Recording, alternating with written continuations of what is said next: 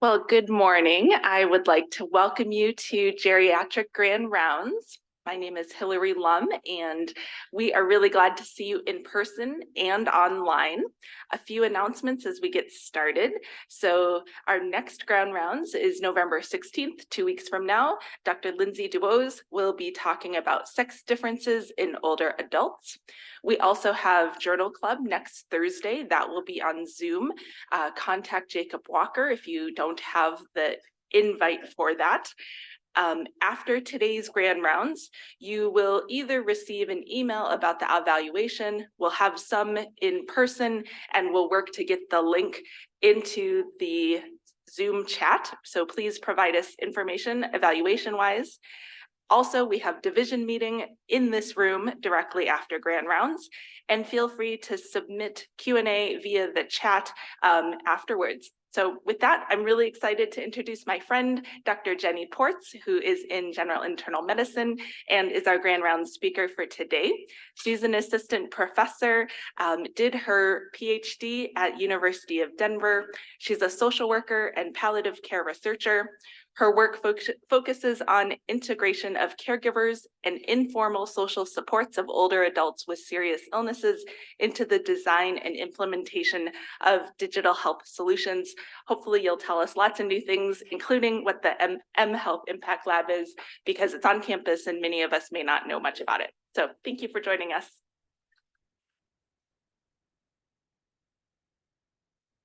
Good morning, everyone. So nice to be here. Thank you for inviting me. And this is a really wonderful group to be meeting with, just because I'm particularly interested in working with older adults with serious illness and their caregivers. So I appreciate being here with the geriatrics crew. So this morning, I'm going to be talking about a bunch of different projects that I've been working on over the last few years related to developing digital health solutions for older adults with serious illness and their caregivers.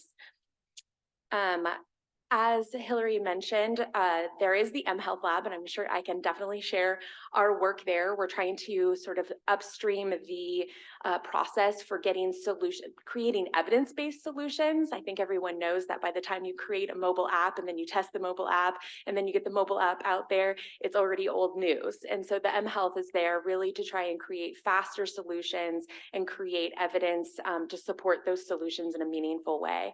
Always want to thank the many vendors that support this work. They've been very gracious with their funds to support my ideas and projects. So everyone here knows the pyramid. We know that older adults is one of the fastest growing populations in the United States. And many of those older adults live with serious illness. So about 1.2 million older adults will die each year from a serious chronic condition. About 45 million people in the United States have serious illness, and about half of those are over the age of 65. And as we well know here, that 86% of people 65 plus live with 2 or more chronic conditions, and many of those, about 30%, live with about 5 or more chronic conditions. We also know that individuals who have multiple chronic conditions or serious illness are high utilizers of the healthcare system. They represent about 41% of healthcare spending annually. But older adults with serious illness experience many different types of symptoms related to physical symptoms such as pain, but also as well as depression, anxiety. So they're incredibly complex. There was this really wonderful survey completed a few years ago about some of the social and spiritual aspects in the setting of serious illness. And so the survey asked both patients, caregivers, and providers about some of the most highest needs that people need related to social, spiritual concerns and serious illness. And of these individuals across both patients, family members, and providers, we see some very important things like having a provider that people trust, being able to communicate with their providers, having a nurse that they trust. These are very important aspects in the setting of serious illness, but The key pieces here that are highlighted in red are all of the social aspects of serious illness, being able to share time with family, being able to communicate with loved ones, being able to be around their family. These are some of the most important things that both providers as well as patients and caregivers indicated in the setting of serious illness. And this is important because as a social worker, it's important to remember that aging isn't just about the physical or psychological symptoms, but as well as the social and spiritual concerns that people have. And it's not just the patients who have that have symptoms and needs in the setting of serious illness. Family, friends, caregivers, they have these needs as well. Caregivers are at increased risk for poor health as well as mortality. They also have increased depression, stress, caregiving burden. They feel social strain. They have financial distress, and it is regularly documented that spiritual needs in caregivers are often unmet. And so, as many of you know, palliative care is really this psychosocial spiritual care. It's an interprofessional strategy for addressing both the psychosocial spiritual concerns of people with serious illness as well as their caregivers.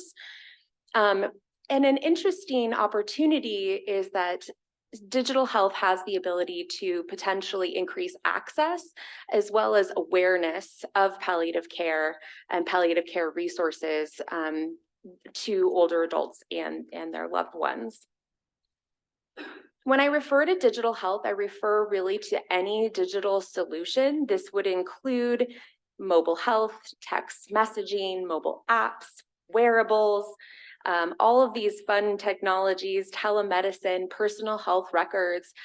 It also includes things like machine learning as well as AI, and all of these various aspects of digital health. And the potential of digital health really is quite exciting. We have the ability to use digital solutions to advance diagnosis and treatment. We're seeing this pretty dramatically in the dementia space in order to seek earlier diagnosis of dementia. Looking at tools that might be able to improve continuity of care from the hospital to post-acute care facilities. Timely telehealth, being able to see people in their homes or outside of the clinic, self-management support, which is an area I'm particularly interested in facilitating, and then also reducing errors within the medical system. So there's a great potential, generally speaking, for digital health, but in the space of palliative care, there's less known, but there's potential for increasing awareness and access as well. A lot of people will ask me, well, oh, older people won't use these technologies, right? They're not going to use your mobile app. And so the interesting thing is that smartphone ownership is still growing among older adults. They're the fastest growing users of the internet for health information. And so more people over the age of 65 are using tablets and smartphones. This is a curve to demonstrate access to internet, and that 7% is the people who say that they currently do not have access to the internet. The majority of those people are over the age of 80, and so it still remains a barrier, but you can see less and less people do not have access to the internet. We've seen a rise in mobile health.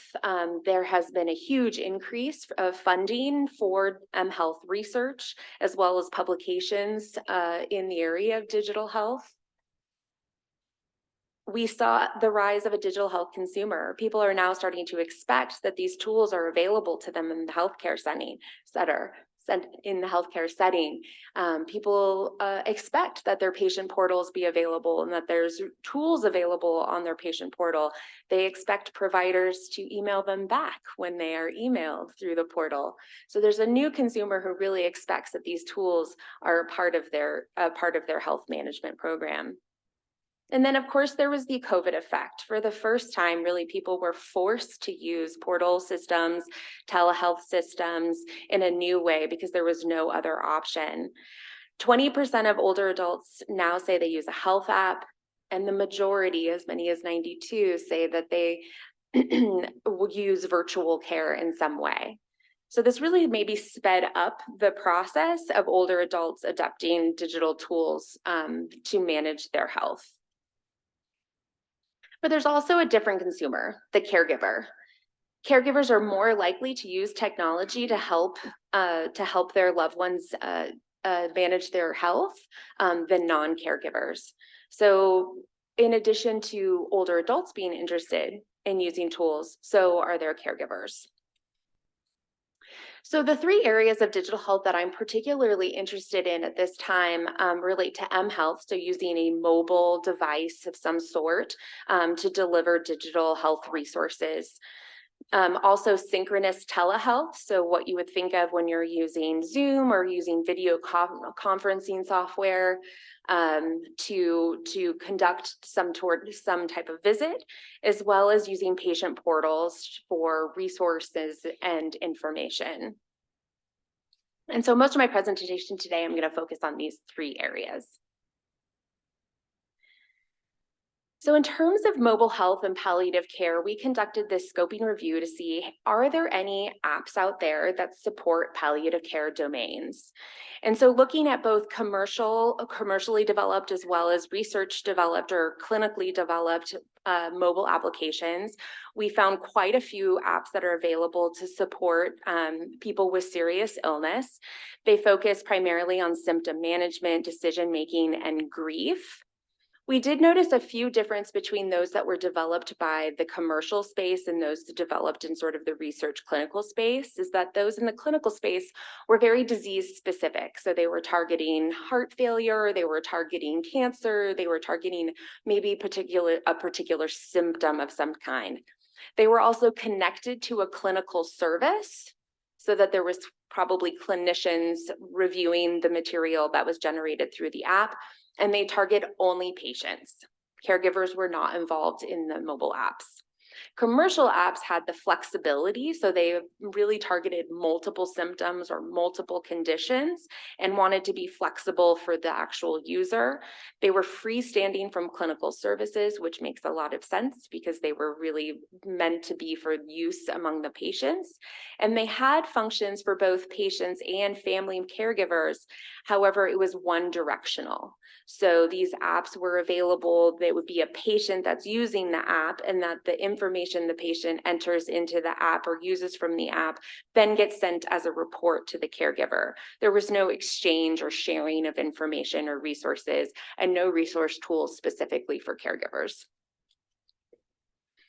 So learning from this experience is that in addition to a lot of these apps being very condition specific, is that digital systems are really designed for a single user. They're designed for the patient.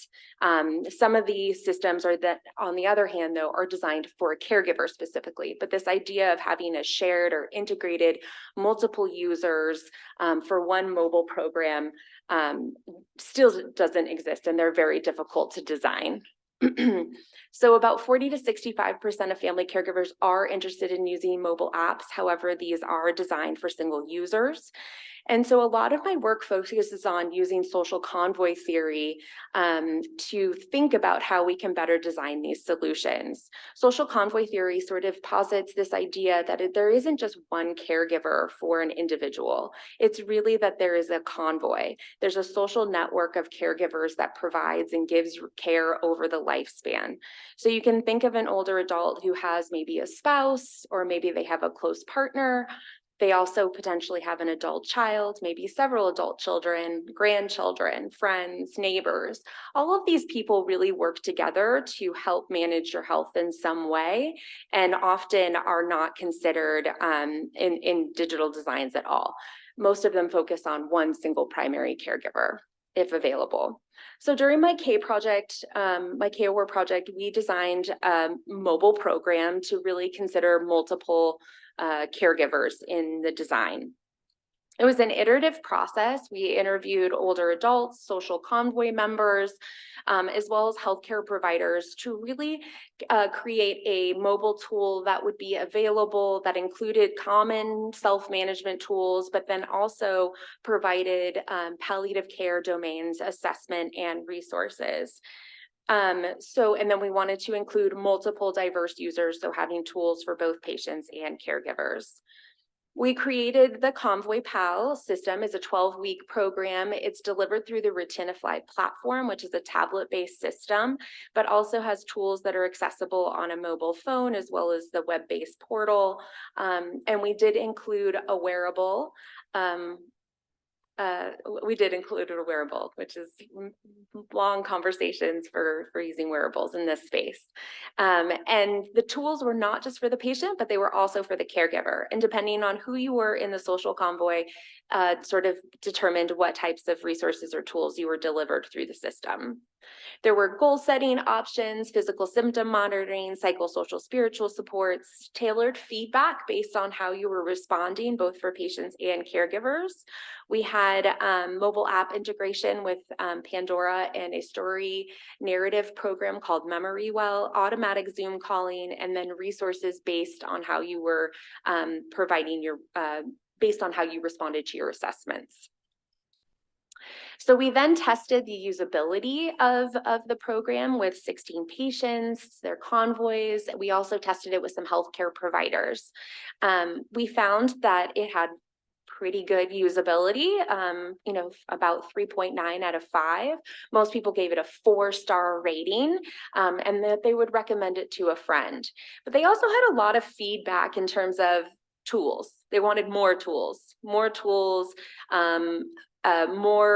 monitoring, but there was also concerns related to privacy, particularly the exchange between the patient and the caregiver of information, as well as the depersonalization of palliative care and the setting of serious illness.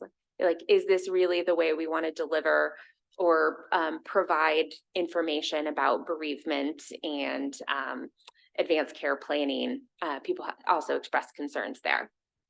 So we actually just finished the Convoy PAL feasibility pilot with about 31 patients and caregivers, and we're analyzing those feasibility results in addition to the usability.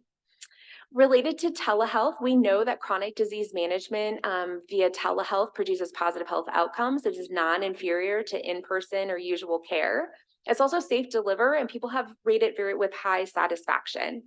A lot of people like having tools where they don't have to come into the clinic if they find it very convenient and they don't have to worry about transportation or parking in the parking lots.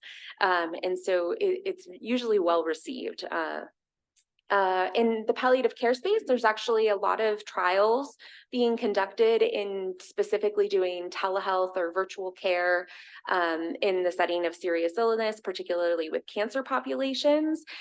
This shifted during the pandemic as many programs just went online because they had to. And so I think we're starting parsing out those results now as to how people feel about palliative care in the telehealth space.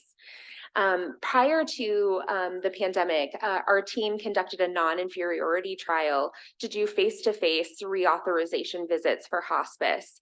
And we looked at hospice recertification in person versus conducting the visits virtually. And we found that there was no difference between recertifications when doing those visits in person or via telehealth. Some of my additional interests are in terms of mind and body interventions to address sort of psychospiritual concerns, and particularly looking at yoga as a treatment for depression. And so there are currently no large scales for mind-body interventions, telehealth interventions. They tend to exclude individuals with multiple chronic conditions, and they do not target caregivers. So one of the interventions we developed was looking at combining self-management with yoga treatments to improve symptoms like chronic pain as well as depression. And The reason that this stems from a long history of work of looking at self-management, where self-management interventions are very effective, and they promote the idea of having some sort of physical activity. However, they aren't typically conducted with a physical activity program. And so it started with, this program started with fall prevention, and then it moved into this space of looking at both pain and depression. We were targeting individuals who are older adults, people who are 65, that have multiple chronic conditions, also experiencing chronic pain, and experiencing symptoms of depressions. We've conducted this study in two different ways. One, requiring that a dyad participate, both the patient and the caregiver participating. And we've also modified it to now include a patient with the caregiver optional. So what we found in our dyadic specific intervention programs is that oftentimes a patient doesn't want to identify a caregiver to participate with them in the intervention, or the caregiver is not eligible to participate, or the caregiver does not want to participate. So we see only about 50% of patients will identify a caregiver that is eligible and willing to participate. And so this becomes particularly difficult or challenging in patient caregiver research when you have to have both people agree to participate and both interested in participating. And so we've moved to this model of including caregivers, but making it an option, not requiring it. There's a lot of downstream issues with that in terms of design, though, so it's a major consideration. The MySkills mobile intervention is completely remote. It's delivered via Zoom, 2 sessions per week for 8 weeks to provide yoga as well as self-management support. And then there is asynchronous tools for self-management, including goal setting, education. Those last about 30 minutes throughout the week, and that those modules change weekly. But it is truly an integrated intervention in that the yoga speak specifically to whatever self-management module you're learning. So for example, if the self-management module is about fatigue, the yoga poses are poses that are specifically also speak to fatigue. There are dyadic poses included there as well, so that patients and caregivers can participate in a yoga pose together. So they're not two independent interventions. So in this slide is enormous and has so much information on it. There's always the one slide where people say, oh, that's too much. In our dyadic pilot, and to summarize this slide, in our dyadic pilot, we had a lot of trouble recruiting and screening dyads, particularly because it's difficult to get 2 individuals who are eligible and interested to participate. However, we had great retention and great enrollment once we were able to identify those dyads. Very successful, no serious adverse events such as falls. It's been very low. People are very satisfied with the program. They never want it to end. They get to the 8 weeks and they want more. And so that's always a good thing to hear. Looking at descriptively as we see improvements in depression as well as social support. When we made the program optional for individuals, caregivers to participate, we obviously had a much higher screen-in rate, but our consent rate was much lower. So just having individuals consent was a little bit different. But again, we saw improvements both in depressive symptoms and social support and caregiving outcomes. So we feel this is a very promising intervention to be delivered, as it can be it's easily delivered from a centralized location and can really be given anywhere across the US. And so we're hoping that we will be able to test this in a larger scale.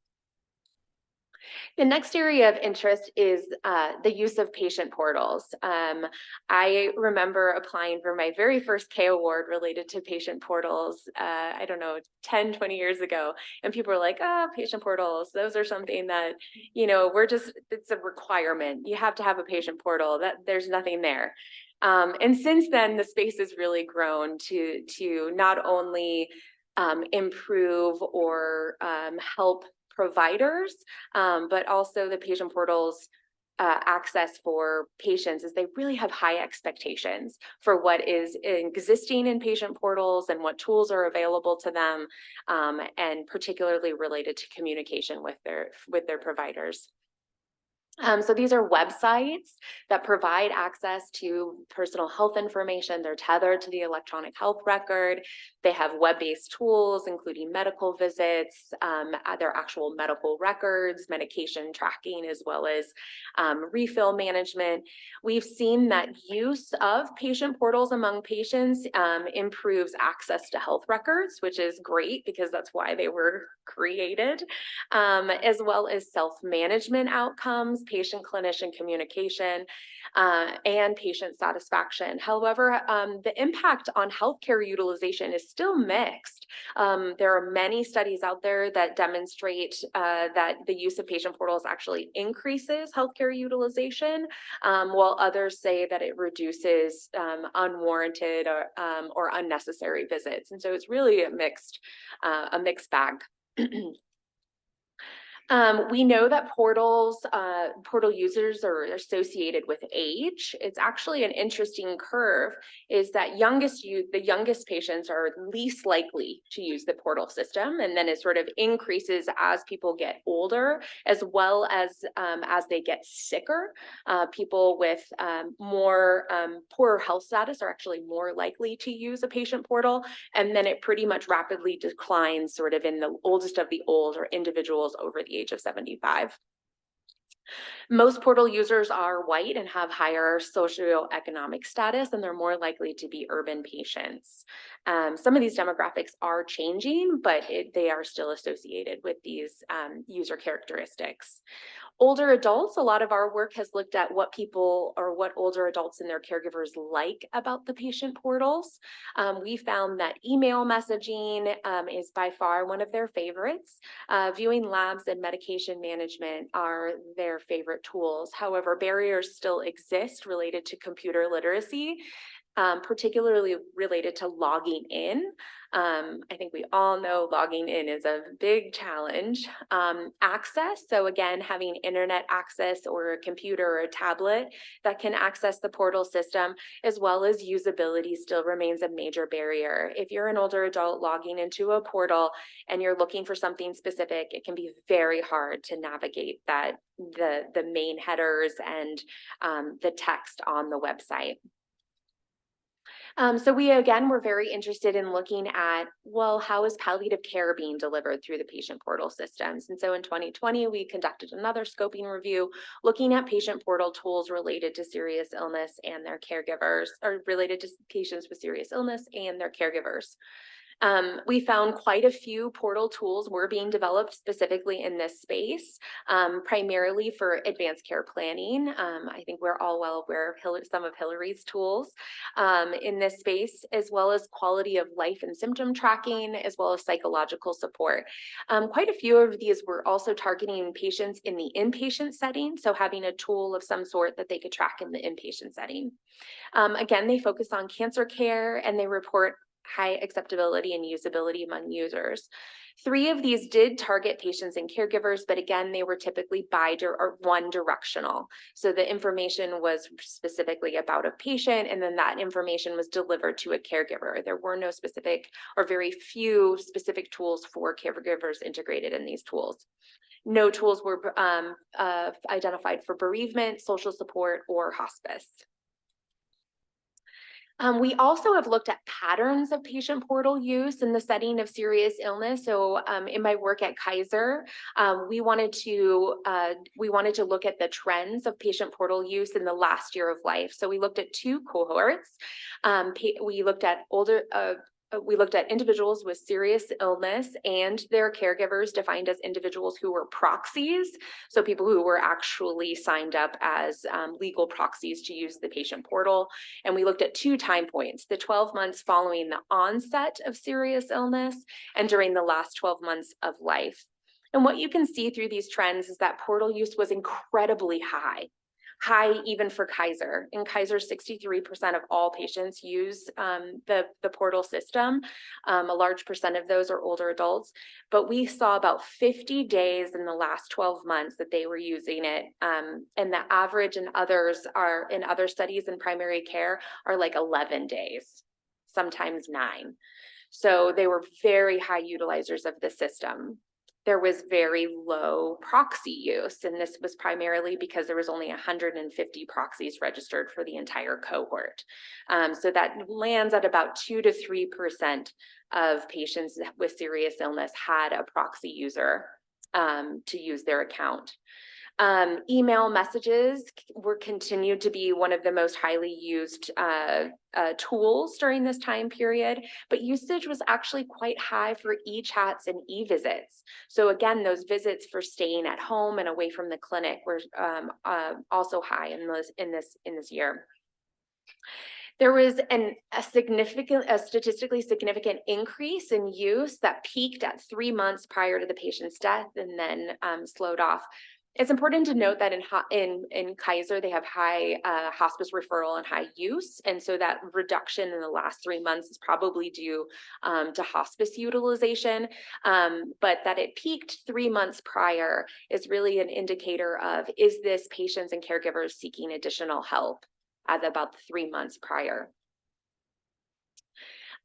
We also, in addition to looking at trends and portal use patterns in the setting of serious illness, we also are interested in how we can better develop tools to support caregivers who are providing care to their loved ones with serious illness. And so we conducted a mixed methods project with proxies to better understand how we could design the system to support them while they were providing care.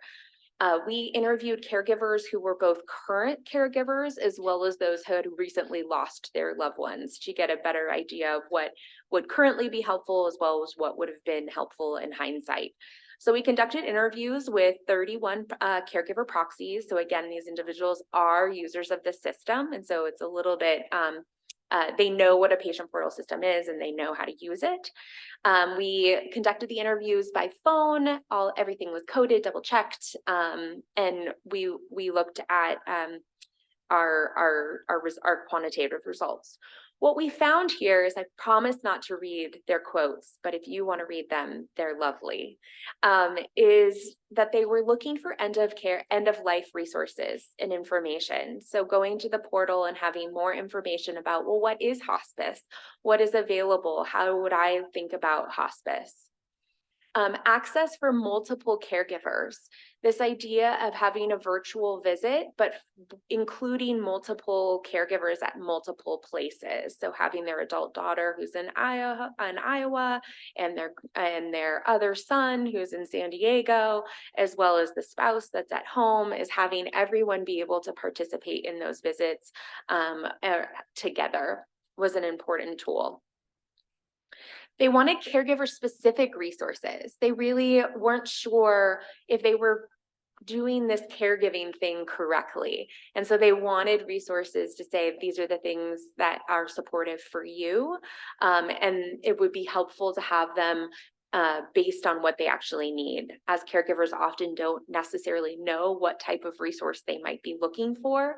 It was the idea of providing resources that were meaningful rather than just a huge library of resources available to them. One of my favorite, and I promise I didn't ask the participant this question, is that they came up with this idea of having a social work referral or a chat. So just having a social work available on the chat function or a chat bot that was specific to a social worker, and that person could help with, I'm looking for this resource, or I have this need, and that person would be able, the social worker would be able to provide that service via chat pretty quickly. And then, of course, additional tools for grief support. As I mentioned in the scoping review, there were no resources on portals related to grief support, and caregivers were asking for this specific function. Even having access to support groups via the portal post death of their loved one.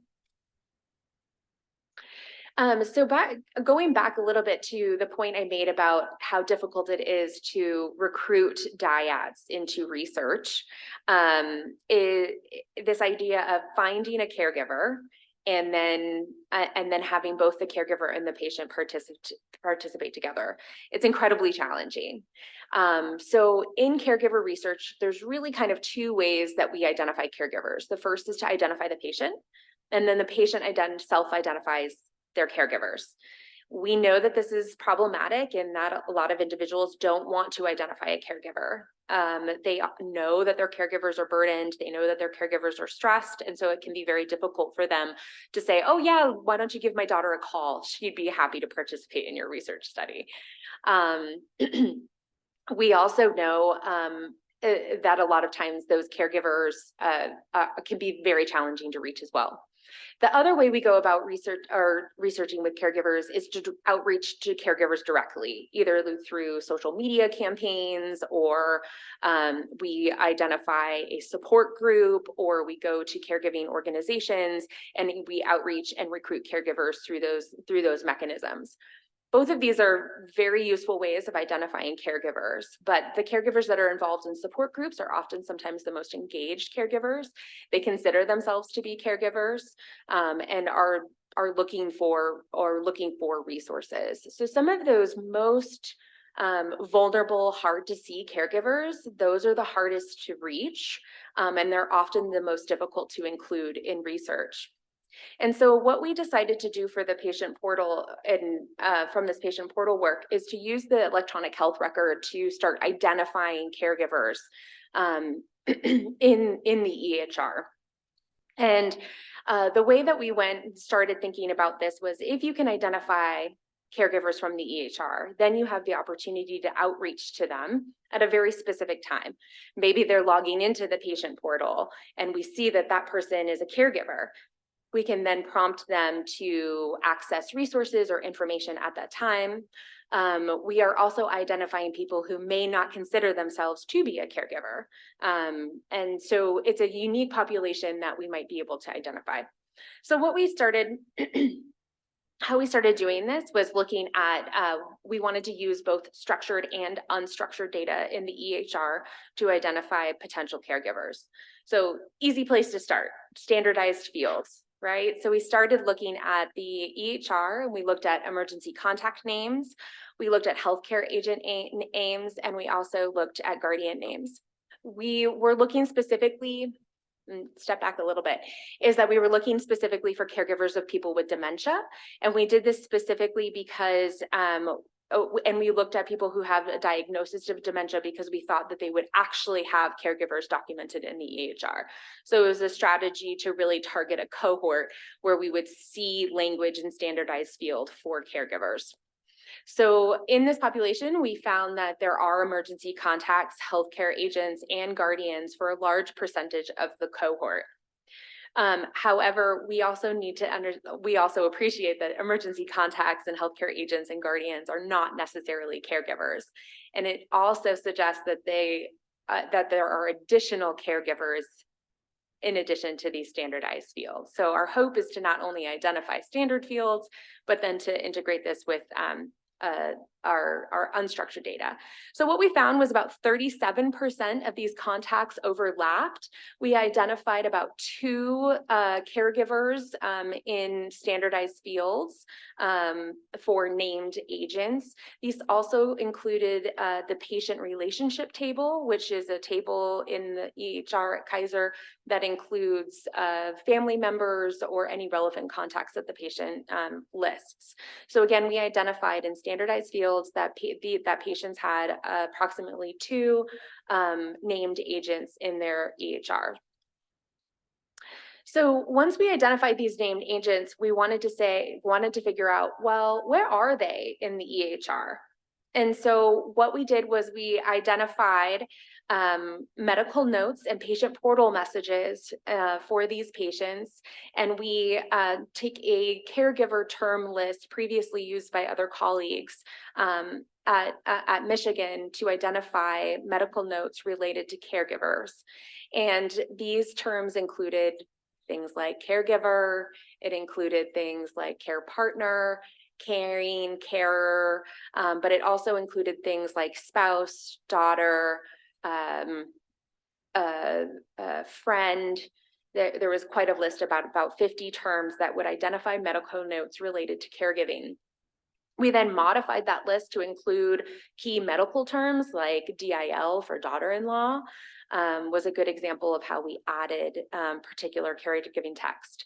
So taking all of the medical notes and patient portal messages, we then narrowed it down to caregiving or text or medical notes that only related to caregivers, that there was some sort of note related to a caregiver term. When we had the caregiver terms, we then matched the names of named agents, those that are identified as emergency contacts, health agents, proxies, patients list, and guardians. And we looked at where are these names located next to caregiving text. What we found, we can look at that in a second. We looked at where the names are located next to the caregiving text. We also use natural language processing to identify names in the caregiving text. So we wanted to make sure we're not just identifying people in their standardized fields, but that we're identifying names near the caregiving text to add to that grouping, where we would have a full list or a full idea of all of the names that are close to caregiving text in a person's electronic health record. What we found is that there was a lot of matches of these names next to caregiving terms. Nearly 79, you can see a number of counter notes, about 79% of the encounter notes matched both the named agent next to the specific term caregiver or care partner. So we were able to have an idea of where these people, where the named agents are listed. We found that social work notes, palliative care notes, as well as respiratory therapy were some of the highest yields or highest hits for where you would find a named agent and a caregiving text in the same place. And sorry, I'll go back a little bit more on that. Well, we also, when we use the NLP to identify names, we found there are programs currently available for name recognition that have been trained on large data sets. And when we tried to deploy them in the medical notes, what we found was it picked up medications as names.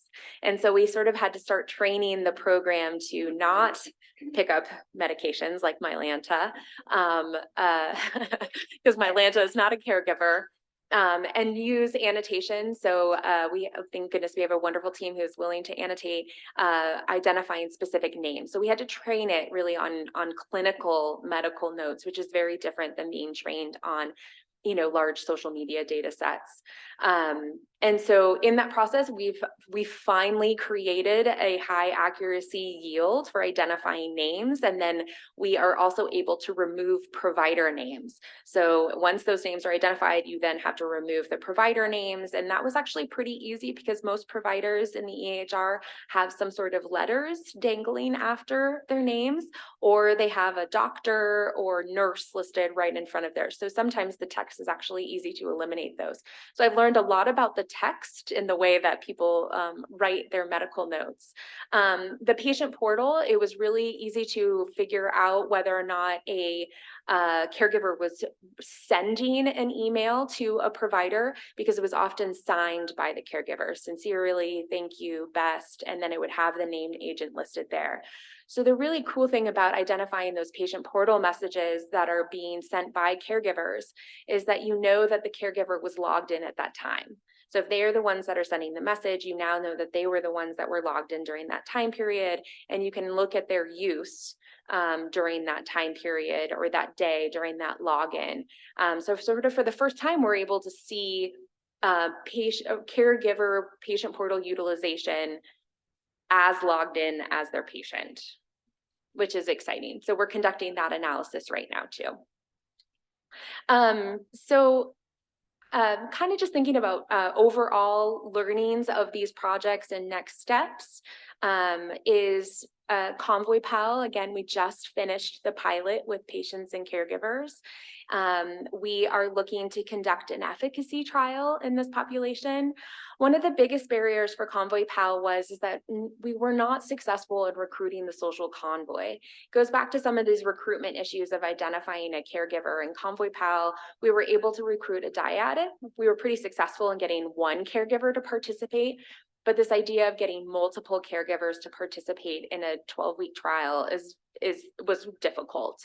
And so thinking about new solutions and new ways that we can identify the social convoy, using the portal systems and other mechanisms, as well as how to engage multiple types of caregivers that have very different needs in this setting.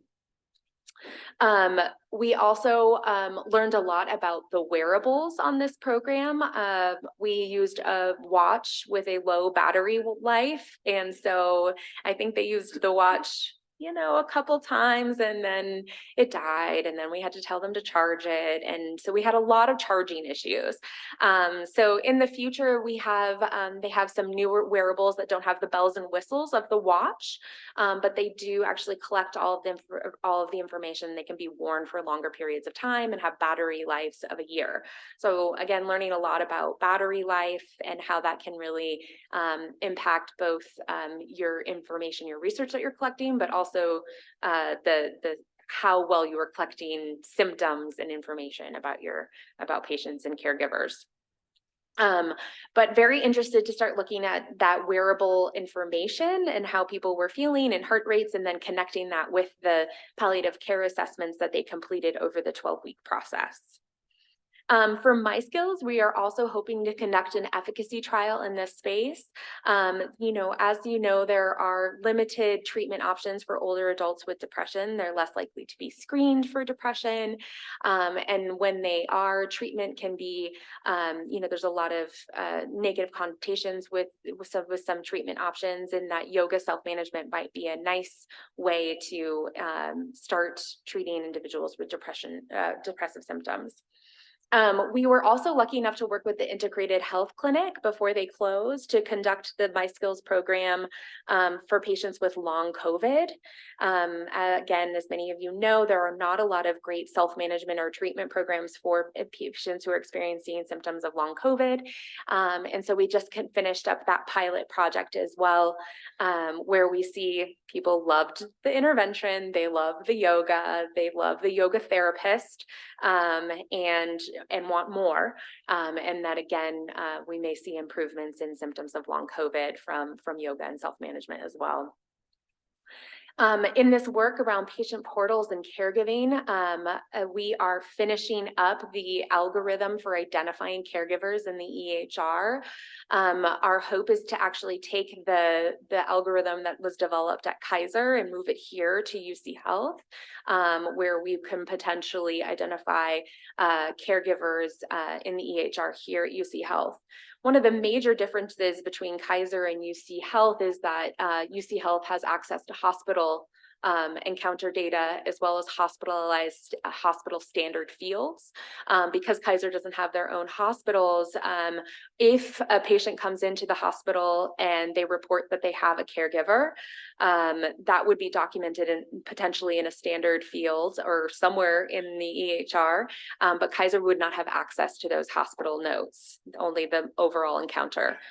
So it'll be interesting to see what the hospital standardized fields look like here at UC Health for identifying caregivers. So we'll adopt the algorithm and also hopefully improve the accuracy of the predictive aspects of identifying both caregiver names as well as caregiver terms or types as to what type of care they may be providing, as well as their contact information. We do see that caregivers' contact information is reported in the health record. It's just very messy. If you can think of a phone number, 303-303-1234 versus 3/303. So you can see the data gets a little bit complicated to make sure that those are phone numbers. Emails were very rare. So this idea of collecting names, caregiver relationship type, as well as the caregiving services that or care that they might be providing, and contact information is really some of our hopeful next steps. While we're designing the ability to identify caregivers from the electronic health record, we hope to develop caregiver interfaces for patient portals. So really going back to the space of caregivers wanted additional tools related to social work chat options in relation to bereavement and grief, as well as caregiver resources, and how can these tools be better integrated onto the patient portal in a way that is helpful for those individuals. We have a couple other projects going on related to using commercially available apps and commercially available tools in cardiac rehabilitation among TAVR patients. As TAVR patients are more likely to be older, they're often excluded from mobile health trials, and they're less likely to participate in cardiac rehab. And so commercial tools might be a really great way to gauge older adults receiving TAVR after treatment. And I get to have the opportunity to work with amazing colleagues, both in GIM and geriatrics, on projects related to caregiving, as well as qualitative projects related to all sorts of areas that have nothing to do with digital health or caregiving. And it's always fun to have some qualitative expertise as well as digital health. And so that work goes back to the mHealth Impact Lab, where we are trying to create faster solutions and faster evidence for the use of digital tools, generally speaking, both in the public health and clinical spaces. And so I think we have some time here for questions. This is my lovely family. Thank you.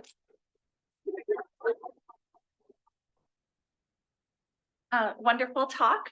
Those of you on Zoom, please feel free to chat in questions, and happy to take any questions from the room.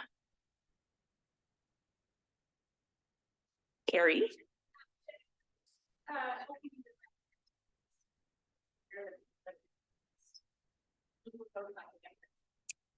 Yeah, so thanks, Carrie, for that question. For everyone on Zoom, Carrie just asked who is helping with the NLP. So the NLP was conducted at Kaiser. And so we are working with the NLP team there. They have a pretty robust group, actually, out of their Northwestern group.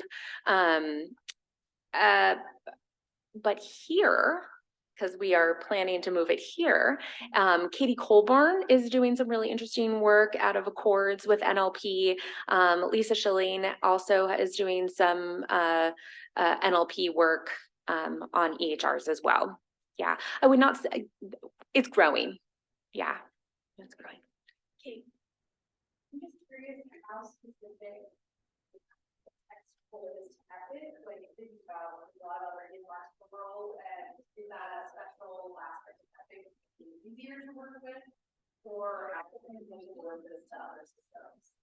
Yeah, I think it's oh, the question is how transferable is the specific text algorithm to Epic? And I think it is very specific to Epic.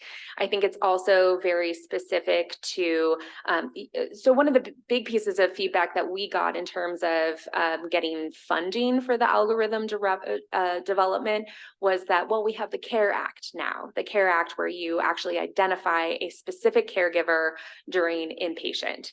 And so we're just not going to need this is kind of the feedback. And when you are outside of a setting without a hospital, the documentation of a caregiver is very different. Standardized fields are probably potentially less common. And so using maybe slightly larger text fields, like for example, at Kaiser, one of the fields was driver information. So it's not technically a standardized field, it's a small text field, and it almost always had a person's name, and it had almost always had a person's phone number in a very horrible laid out format. And so that was a very fruitful piece of information, but it's not a standardized field. So I think we'll learn a lot about the transfer, whether or not it's transferable from Kaiser to here, and then we'll be able to learn lessons there about how applicable this might be to sort of smaller systems and even ambulatory programs. Yeah.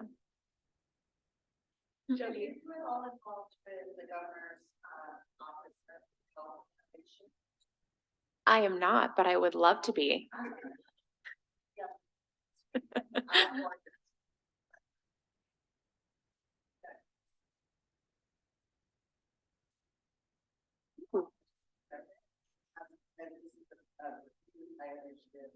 High priority initiative to work with government. Oh, wonderful. So for that, you should get involved definitely with this group because they're working across the state, so that's along with that range. And then Nimble, obviously is the fall prevention app, whether we think that is a good product or not, is not necessarily. It does make a difference, but from a business model, taking a product to market, they've done a tremendous job. And so I don't know if you know the folks at Nimble and talk to them. I haven't talked to the Nimble folks. I think at one point they did have a collaboration specifically with the mHealth lab. So, yes. Others that just kind of learn. Yeah. I mean, they're the fall out for the entire country of the season. So yes, they clearly are doing something right. Yes. From a business model. Yes. Whether it's good or not is irrelevant for that. But you might want to. Yeah. That'd be wonderful. Yeah, they're being used in a couple PACE programs around the Denver metro area as well. Yes. Yeah. So we'll be in touch. That sounds wonderful. I was just invited to join the governor's meeting for everyone on Zoom. Yeah, Kenny.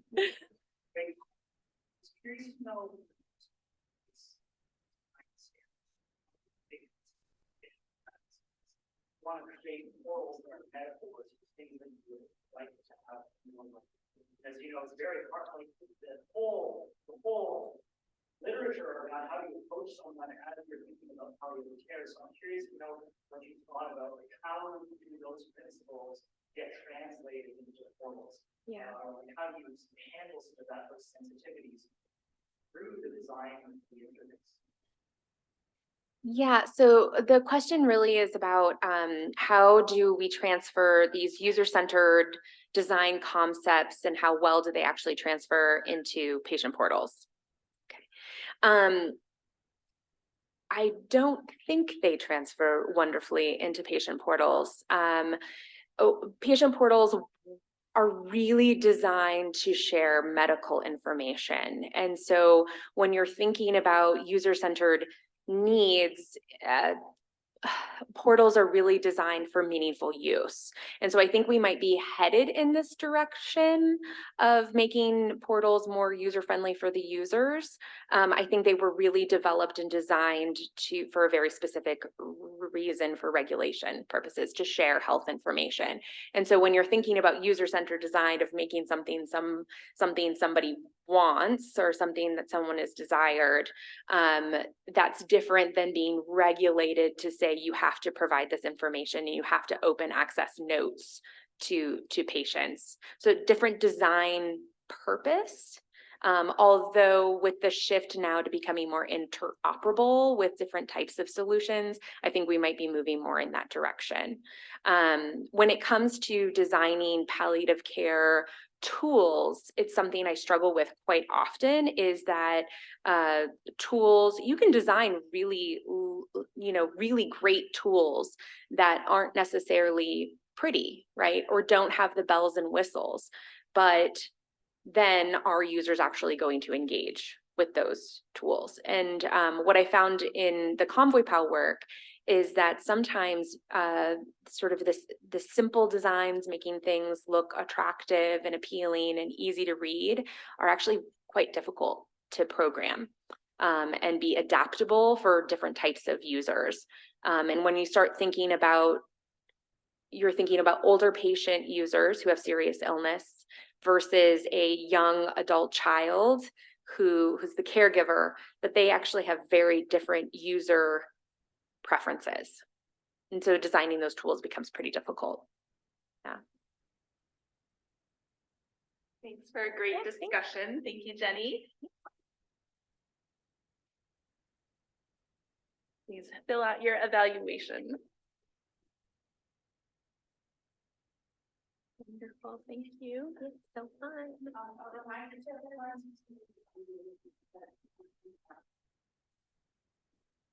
Do the evaluation.